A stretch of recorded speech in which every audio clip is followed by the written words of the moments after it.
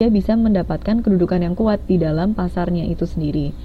Selanjutnya adalah untuk memperoleh penghematan dalam operasi karena adanya spesialisasi dalam produksi, distribusi, dan promosi. Jadi, ketika perusahaan itu sudah menetapkan dengan tepat, ia ingin menetapkan pasar yang seperti apakah. Kayak tadi contohnya perusahaan BMW, ia hanya ingin memasarkan kepada pasar golongan ke atas. Jadinya ia bisa, produksinya itu bisa ditekan, bisa lebih dihemat. Produksinya, distribusinya, dan promosinya. Jadi kepada golongan-golongan kalangan ke atas gitu. Yang ketiga adalah mendapatkan pengembalian investasi yang tinggi. Jadi ketika ia sudah menetapkan target pasarnya dengan jelas, ia bisa mengembalikan investasinya secara cepat pula. Jadi ketika ia sudah memproduksi biayanya banyak, ia bisa mendapatkan pengembalian investasi yang tinggi juga. Nah, ini termasuk ke dalam concentrated marketing. Sampai di 3 strategi ini, ada yang ingin ditanyakan teman-teman. Strategi untuk target pasar. Jadi yang pertama adalah undifferentiated, atau biasa kita sebut dengan pemasaran secara massal. Yang kedua, differentiated marketing, yaitu kita membagi-bagi ke dalam 2 kelompok atau lebih. Dan yang ketiga adalah concentrated marketing, yaitu perusahaan itu sudah memusatkan dari awal itu mau menetapkan ke target pasar yang seperti apa. Nah, itu. Ada yang ingin ditanyakan?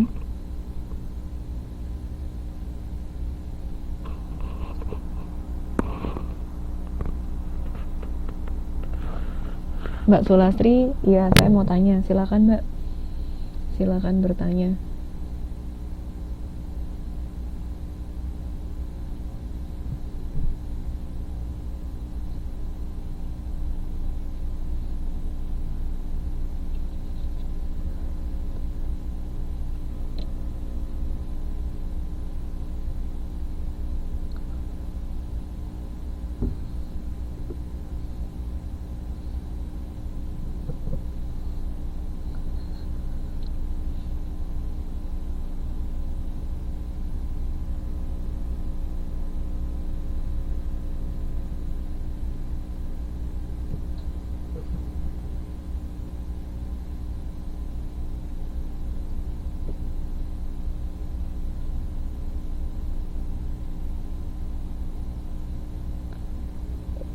Ini saya tunggu pertanyaannya Mbak Sulastri.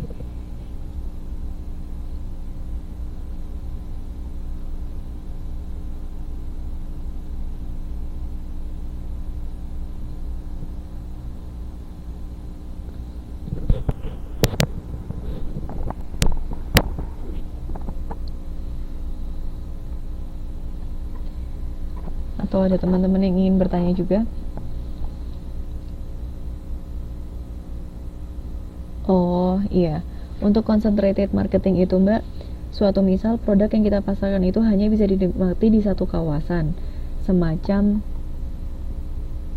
jajanan khas Jogja itu. Nah, itu termasuk concentrated apa differentiated marketing Mbak? Kalau itu bisa termasuk ke dalam concentrated Mbak. Jadi dari awal ia sudah menetapkan ingin dipasarkan kemana. Ternyata ia hanya ingin memasarkan dalam satu kawasan saja, di Malioboro saja. Jadi dia sudah menetapkan bahwa saya hanya ingin menjual kepada orang-orang yang di lokasi Malioboro. Nah, itu bisa termasuk dalam concentrated marketing. Kalau yang differentiated marketing ini lebih luas lagi. Dia dipasarkan di mana, produknya seperti apa, kemasannya seperti apa. Nah, itu. Kalau yang di concentrated marketing ini dia sudah jelas, oh, saya ingin dijual di lokasi A ke golongan orang A, usianya seperti apa. Nah, itu. Jadi sudah jelas dia dipasarkan di mana. Bagaimana Mbak Sulastri? Atau ada yang masih ingin ditanyakan?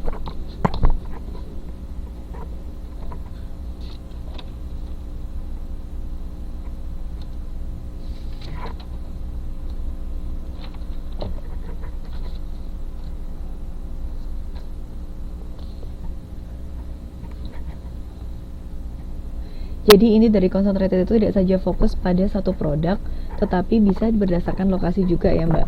Ya, iya benar sekali. Jadi inti dari concentrated ini adalah ia berkonsentrasi terhadap apakah berkonsentrasi pada produknya atau berkonsentrasi pada lokasinya. Jadi concentrated ini adalah udah jelas, sudah jelas sekali apakah ternyata saya hanya ingin memasarkan di lokasi A saja, atau memasarkan ke masyarakat golongan atas saja, atau saya hanya ingin memasarkan ke orang yang berusia muda saja. Jadi sudah jelas segmen pasarnya, atau sudah jelas mau dipasarkan kemana. Nah, seperti itu. Ini dimaksud dengan concentrated marketing.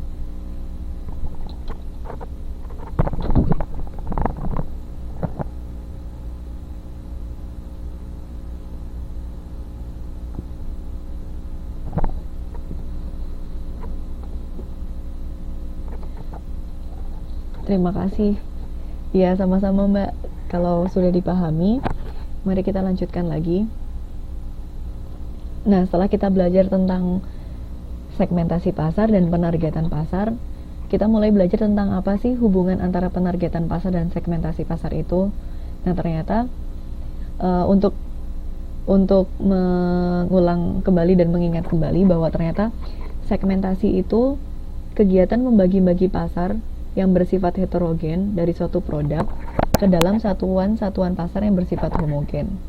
Dari yang awalnya luas sekali, kita mulai membagi ke dalam satuan-satuan yang bersifat homogen. Selanjutnya, penargetan pasar beda dari segmentasi, yaitu penargetan pasar adalah keputusan perusahaan mengenai segmen pasar manakah yang akan dilayani. Jadi yang setelah awalnya kita membagi-bagi atau mengkelompokkan pelanggan dari yang berdasarkan lokasinya, bisa berdasarkan usianya, bisa berdasarkan iklim. Nah, kita targetkan atau kita melakukan penargetan pasar dengan segmen pasar mana yang akan kita layani. Nah, itu yang kita sebut dengan penargetan pasar. Jadi, keputusan perusahaan mana yang akan produk mana yang dijual dan mana yang akan kita dijual kemana. Nah, itu yang disebut dengan penargetan pasar. Nah, ada atribut produk yang ditanyakan, maksudnya atribut produk yang diperhatikan. Yang pertama itu ada kualitas, harga, corak, servis, kemasan, warna, dan lain sebagainya. Jadi beberapa atribut produk atau karakteristik produk yang sangat penting di dalam perusahaan dan biasanya juga membuat seorang konsumen menetapkan keinginan apakah ingin membeli atau tidak, itu bisa disebut dengan atribut produk. Bisa dari kualitasnya, harganya seperti apa, kemasannya seperti apa, warnanya seperti apa. Nah, itu yang disebut dengan atribut produk. Selanjutnya, ini ada gambar pola dasar preferensi pasar. Yang dimaksud dengan pola dasar preferensi pasar ini adalah preferensi pasar ini keinginan pasar atau kepemilian pasar. Pasar di sini adalah pelanggan atau konsumen. Yang pertama ada homogen, yang kedua mengelompok, dan yang ketiga adalah menyebar. Yang dimaksud dengan preferensi homogen ini adalah suatu pasar di mana konsumen itu dapat dikatakan mempunyai preferensi yang sama atau mempunyai kesukaan yang sama, bisa mengenai merek, harga, dan kualitasnya. Jadi contohnya di pasar tradisional sayur itu kita bisa katakan bahwa itu termasuk ke dalam pola pasar homogen. Karena apa? Karena di dalam pasar tradisional itu sebagian besar konsumen itu memiliki keinginan yang sama, memiliki kesukaan produk dengan harga yang sama dan kualitas yang sama. Sehingga bisa kita katakan biasanya pada pasar tradisional itu penjual itu menjual sayur dan buah dengan harga yang relatif sama dan dengan kualitas yang sama. Nah, itu bisa kita sebut dengan pasar homogen. Selanjutnya ada yang disebut dengan pola dasar preferensi pasar di mana preferensinya itu menyebar. Nah, ini yang kedua, menyebar. Menyebar ini dikatakan bahwa ternyata di dalam preferensi menyebar ini konsumen itu memiliki kesukaan yang berbeda-beda dan sangat berbeda-beda. Jadi kalau yang di sini ini ia berpusat pada satu titik, ia memiliki keinginan atau kesukaan barang dengan harga dan kualitas yang sama. Namun pada pola menyebar ini kesukaan konsumen atau pelanggan itu benar-benar menyebar. Ada yang suka produk dengan harga yang lebih murah misalkan. Di sini ada yang menyukai produk dengan harga yang mahal atau kualitas yang seperti apa. Nah, seperti itu. Ini yang dimaksud dengan pola dasar preferensi menyebar. Selanjutnya, yang ketiga adalah preferensi yang mengelompok. Preferensi mengelompok, ini ia sudah mengelompok menjadi satu-satu. Yang pertama, ia bisa juga mengelompok ke, ini ada 3 bagian, kelompok 1, kelompok 2, kelompok 3. Jadi,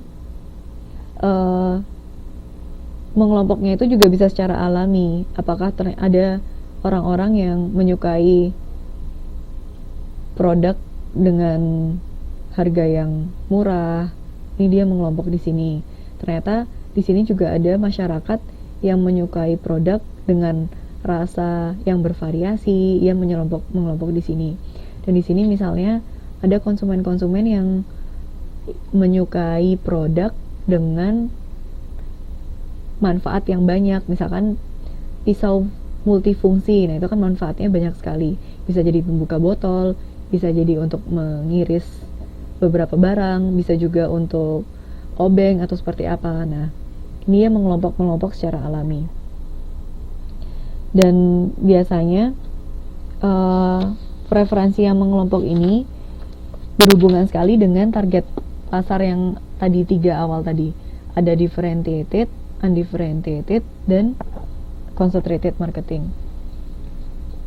Sampai di sini ada yang ditanyakan, ini adalah pola dasar preferensi pasar.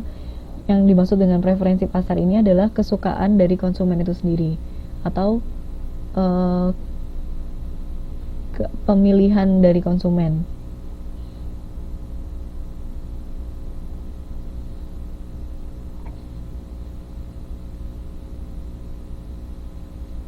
Mbak Dwi Jayanti, saya tidak bisa melihat papannya kok kosong ya. Oh, bagaimana teman-teman yang lain bisa melihat papannya?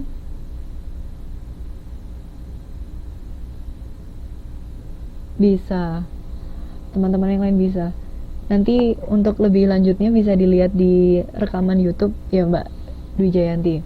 Nanti saya upload rekamannya supaya bisa belajar lebih enak lagi. Untuk pola dasar preferensi pasar, bagaimana teman-teman? Apakah dimengerti? Jadi ada 3 pola. Yang pertama adalah pola homogen, di mana konsumen atau pelanggan itu benar-benar keinginannya atau kesukaannya itu sama. Sama-sama menyukai harganya sama, kualitasnya sama. Nah, kalau yang di kedua ini adalah keinginannya itu menyebar, kesukaannya menyebar. Dan tidak bisa dikelompokkan, jadi benar-benar menyebar dan benar-benar berbeda. Ada yang suka A, ada yang suka B, ada yang suka C, jadi benar-benar menyebar sekali. Sedangkan yang mengelompok ini secara alami ia mengelompok. Ternyata dari yang awalnya yang di sini misalkan ia menyukai roti dengan aneka rasa, yang kedua ia menyukai roti dengan harga yang murah. Nah, seperti itu. Ini adalah pola dasar preferensi pasar. Dibagi menjadi tiga pola.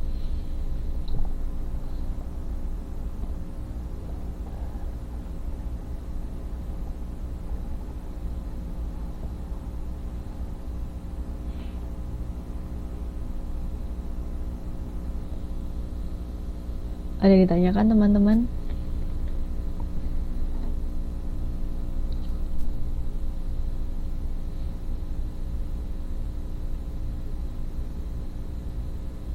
Untuk pola preferensi pasar,